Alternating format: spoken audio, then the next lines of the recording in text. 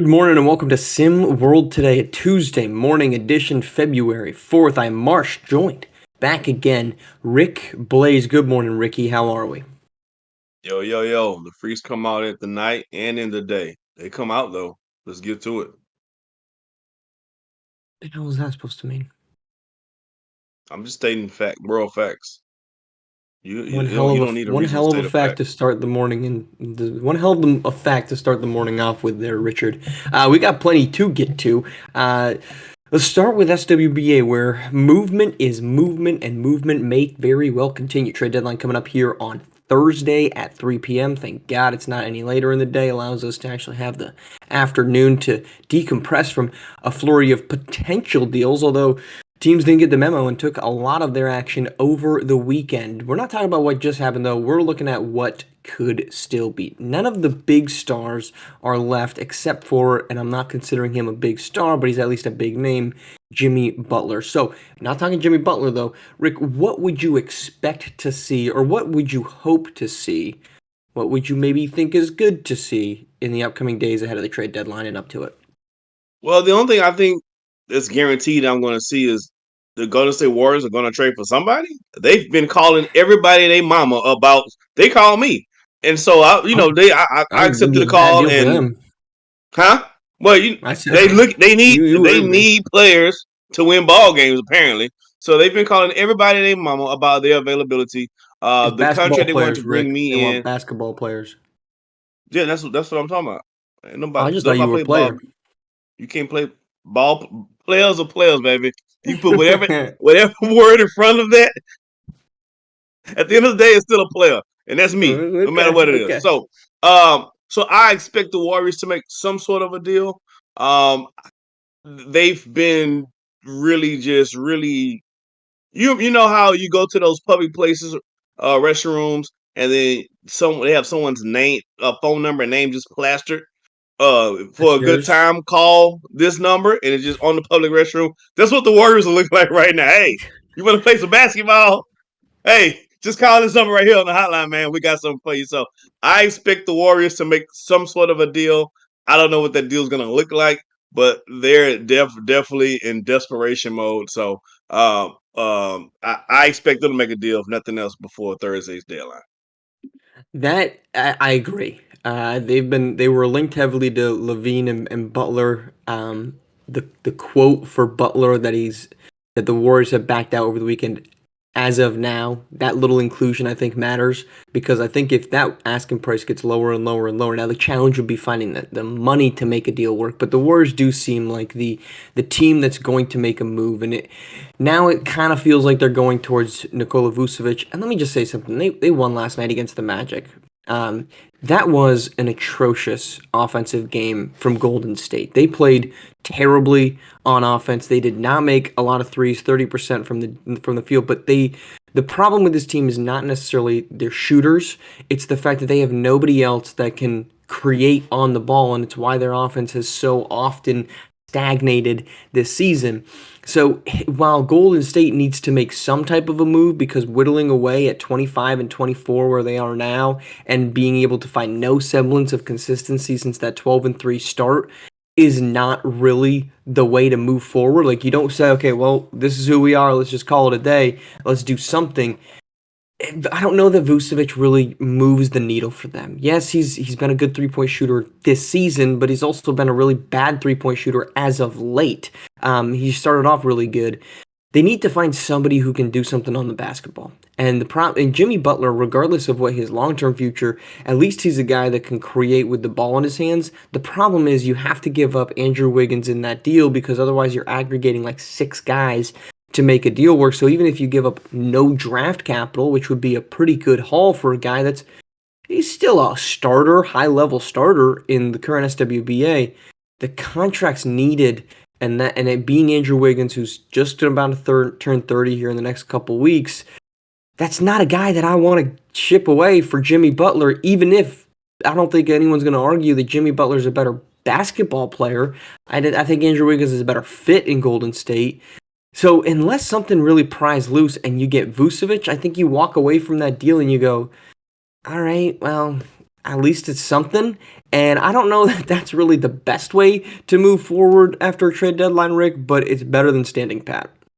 Yeah, I have to believe that they received an ultimatum from Steph Curry about getting some people in here. I don't think there's a single player that they can bring in that will all of a sudden put them in contention for the championship this year. It's just not going to happen.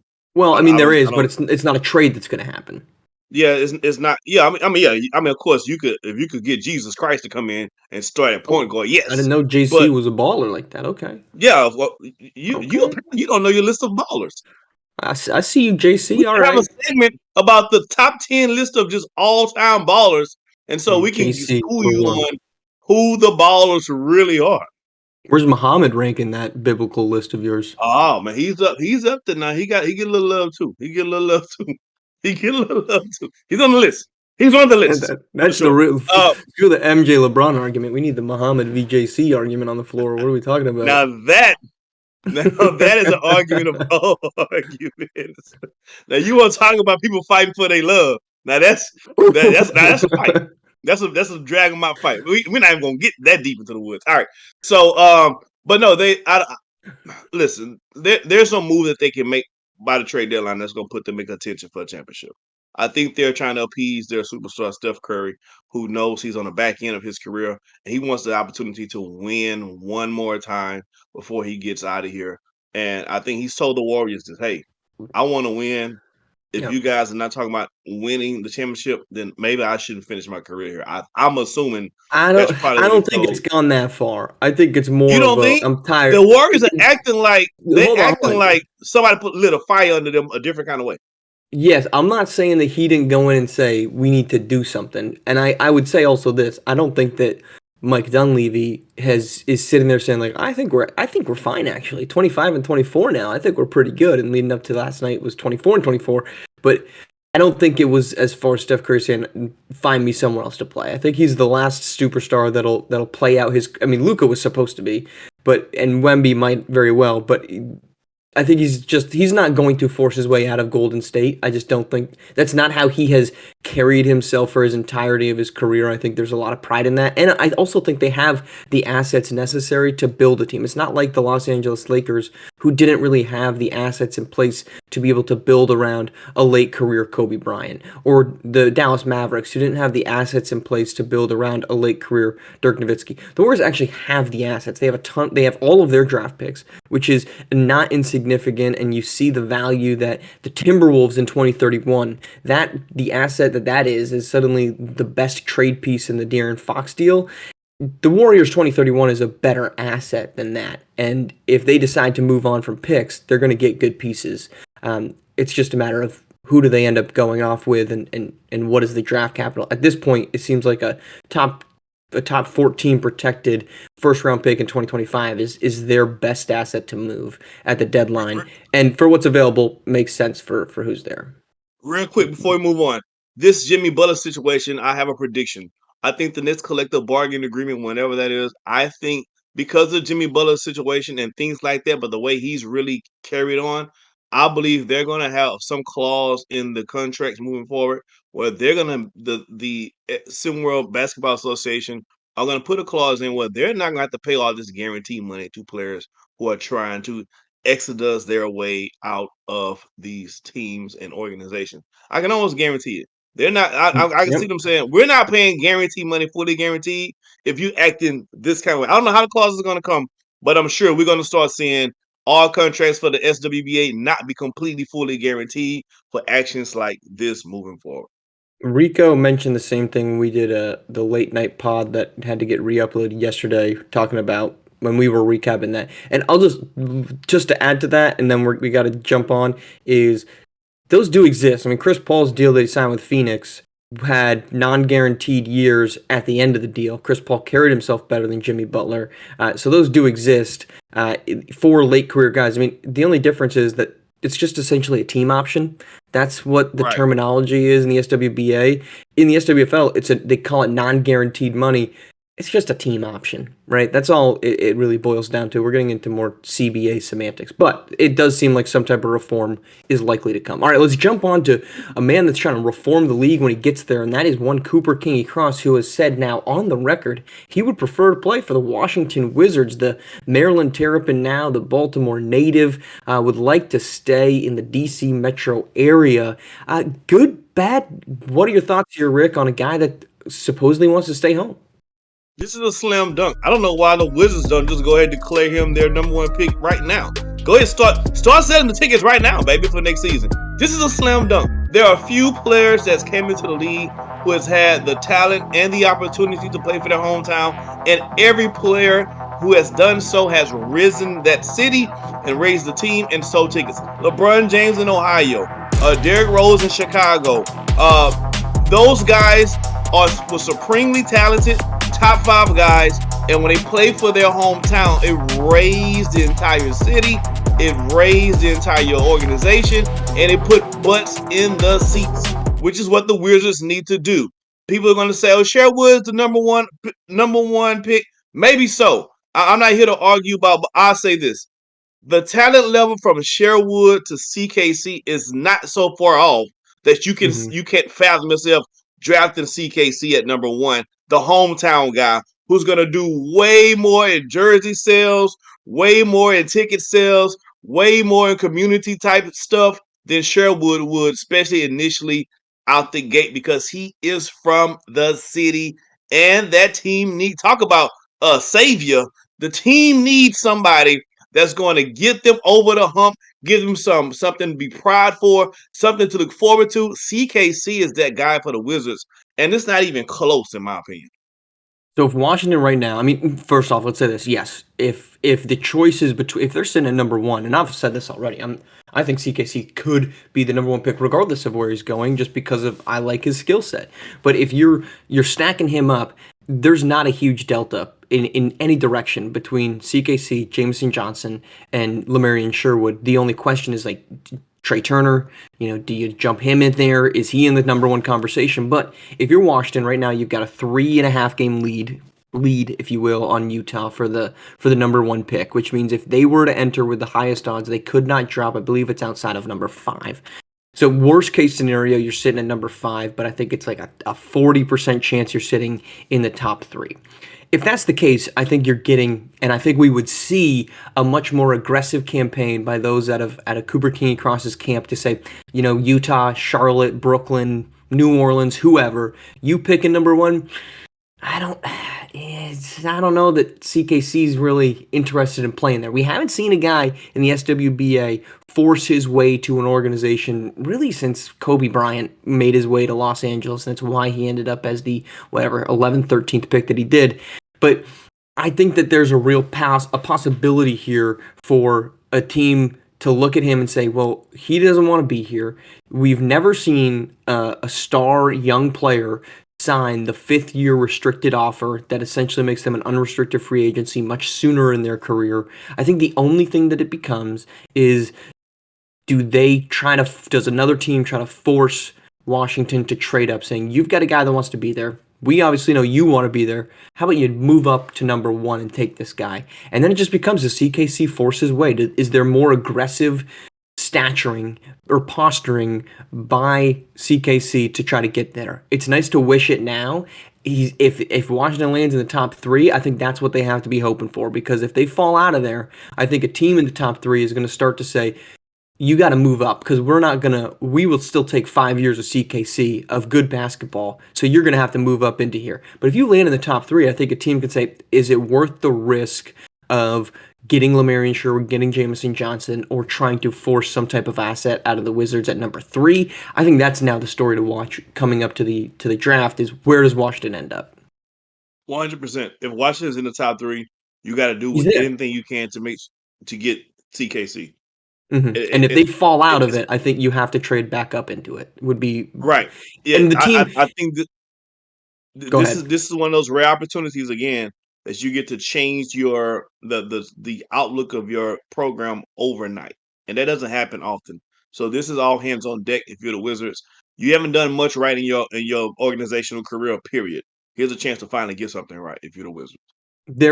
I think the drop off really does start at number 4, right? Trey Turner's good, but he's not CKC good. I mean, he's awesome, but I think there is a little bit of a difference between CKC and Trey Turner. So if Washington falls to number 4, I think they really have to force their way back up into it. All right, we got the latest SP Top 25 over the weekend, and a familiar face back on top. That's Duke, and they made good on that commitment as they steamrolled Wake Forest last night in their return. That's their 15th straight win of the season. It's Duke, Texas, Villanova, Georgia Tech, Kentucky, Alabama, and then Kentucky as our top 6. Your takeaways, Rick, from another rejiggered top 25, not necessarily number 1, but anywhere in there that you were maybe surprised that team was sitting at where they are. Those old geezers who putting together these APs, they get a little bit better. I think they're taking their vitamins. They're getting their insulin, their proper insulin on a daily basis. And so their minds are a little bit clearer these days, and I'm proud to see that. I'm gonna give credit where it's due. So the only thing here, and I'm nitpicking, and I'm recognizing I'm nitpicking before I get to it. I think Mississippi State deserves to be higher than number 25 They at lost 13 twice and in a 5. row. Huh? They just lost twice in a row to teams that are unranked. But my point is, they should have been higher than 25 to start off.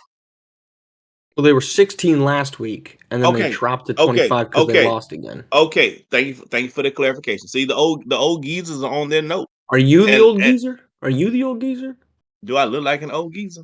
Well, bag's I looking a little heavy just there. call it how you see it, man. How you see it.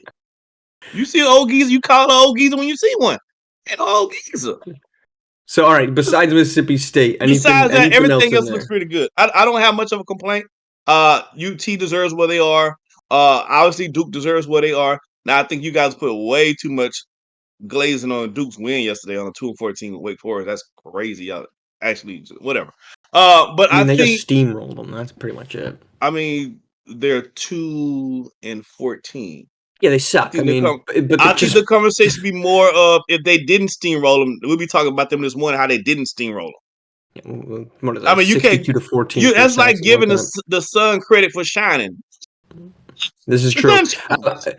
To me, the only thing that really, I think there's two things, and these aren't dramatically disappointing positions, but Arkansas feels high. They're the only team in the top 10 that's got a sub 80% winning percentage. They've been a good basketball team, but I don't know that they're number 7. I think Virginia Tech's played better than them this season, especially as of late. I mean, you look at the teams with long winning streaks. It's Duke, Texas, Villanova. Those are the top 3 teams. And oh yeah, Virginia Tech's won 13 in a row, and they're sitting at number 8. To me, I just think that's a bet. I think I would put them ahead of Arkansas if I was making that list, but Arkansas has just kind of held steady there. They've been one of those teams that had a very long layoff. And then I talked about them yesterday on my podcast when I was just putting together what I would do as the top 4 seeds in each region. And I think Princeton at 16 is underranked. I don't think it's by a lot, but I think they should be a top 12 team. I have them as a 3 seed for Hoopsteria right now. The way they've played, they're 14 and 4. It's the best winning percentage of any team that's outside of the top 10. They've accumulated a lot of number of top 25 wins. Where if you look around the other teams in that ballpark, right outside of the top 5, teams are really amassing 1, maybe 2 top 25 wins, and Princeton's got 3 of them, right? Against teams that are right around them or Arkansas, who's ranked higher than them. And so I think that's really the only nitpick. Princeton feels as if they're really getting held down by, well, it's Princeton and they're playing in the American and they don't have this brand that exists of the teams ahead of them. So can we really think the Brainiacs could be a top 12 team in college basketball? I think they've proven they can. Maybe they don't have the star power that every other top 25 or top 15 team does. But to me, Princeton's their track record is there, and we're gonna find out about them, right? I'm not sitting here Right. saying I'm picking them over Memphis. We're gonna find out about them this week as their schedule starts getting harder. But base them off what they've done. I think Princeton's done an Yeah, exceptional job of that. there's an argument for Princeton. There's an argument for Virginia Tech. But I look at it like this: when I'm gonna use Arkansas as the gauge. I think on a neutral site, Arkansas can beat Princeton and will beat Princeton and Virginia Tech. So that's how at the end of the day, If you want to jump the team that you want to jump on a neutral site, do you think they can beat them? I don't think Princeton beats Arkansas on a neutral territory. I don't think Virginia Tech beats Arkansas on neutral territory. So that's how I kind of like make it make sense for me.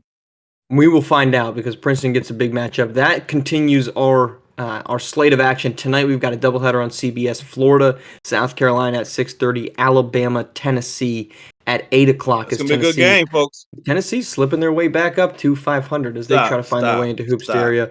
But our stop. game of the week is tomorrow night. Princeton visits Memphis at 8 p.m. That is on SimWorld TV. That follows Georgetown and Marquette in Big East hoops as conference play rolls on and meaningful basketball continues. We'll have plenty of top 25 teams and even top 10 teams in action with Kentucky at home tonight, Georgia Tech on the road tonight, Arkansas at home tonight, and of course Alabama on the road. Florida, South Carolina, two teams just on the outside of the top 25 as they each try to fight their way back in. That continues tonight. All right, that's our show. We're coming back tomorrow morning. We will recap the night that was in SimWorld U. We will continue to keep an eye on any big notable trades that roll in and what the future of basketball looks like for both the SWBA and SimWorld U. All right, Rick, as always, great to see you. We will talk to you again tomorrow morning. Thank you all for tuning in here on SimWorld TV, the only place you can see the game, be the game.